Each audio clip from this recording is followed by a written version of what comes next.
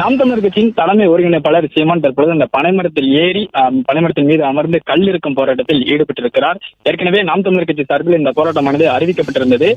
சீமானே பனைமரம் ஏறி கல்லை இறக்க இருக்கிறார் என்று அறிவிக்கப்பட்டிருந்தது. அதன்படி தற்பொழுது அந்த பனைமரம் ஏறும் வகையில் பனைமரம் ஏறும் வகையில் அந்த கட்டைகள் அடுக்கடுக்காக கட்டைகள் படிக்கட்டு போன்று அந்த பனைமரத்தில் கட்டப்பட்டு அமைக்கப்பட்டிருந்தது. அந்த அமைப்பில் தான் சீமான் பனைமரம் ஏறி இருக்கிறார். மேலே ஏறி அந்த கல்லை அவரை இறக்கி இருக்கிறார்.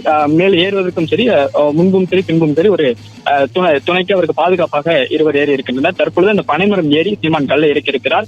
நாம் தமிழர் கட்சியை பொறுத்தவரை தொடர்ந்து இந்த கல்லிறக்கும் போராட்டத்தை பல்வேறு கட்டங்களாக முன்னெடுத்திருக்கின்றனர்.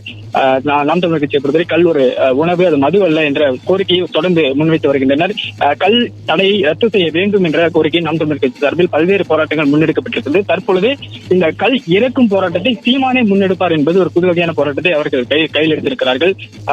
தூத்துக்குடி மாவட்டம் திருச்செந்தூர் பகுதியில் இருக்கக்கூடிய குலசேகரப்பட்டினத்தில் இந்த கல்லிருக்கும் போராட்டத்தில் நாம் தமிழர் கட்சியினரும் இந்த அருகில் இருக்கக்கூடிய பல்வேறு பனைமரங்களில் ஏறி இந்த போராட்டத்தில் ஈடுபட்டனர். தற்பொழுது நாம் தமிழர் கட்சியின் தலைமை ஒருங்கிணைப்பாளர் சீமானும் அவருக்கென ஒரு மனம் ஏற்பாடு செய்யப்பட்டிருந்தது. 2 நாட்களாகவே அந்த பகுதியில் சீமான் மரம் ஏறக்கூடிய அந்த கல் இருக்கக்கூடிய இடம் ஏற்பாடு செய்யப்பட்டிருந்தது. ஏற்கனவே அந்த மரம் ஏறுவதற்கு சீமான் பயிற்சியும் மேற்கொண்டிருந்தார். இந்நிலையெல்லாம் தற்பொழுது அந்த நாம் தமிழர் கட்சியின் தலைமை ஒருங்கிணைப்பாளர் சீமான் குலசேகரப்பட்டினத்தில் இருக்கக்கூடிய ஒரு பனைமரத்தில் ஏறி கல்லை இறக்கும் போராட்டத்தில் தானே ஈடுபட்டிருக்கிறார்.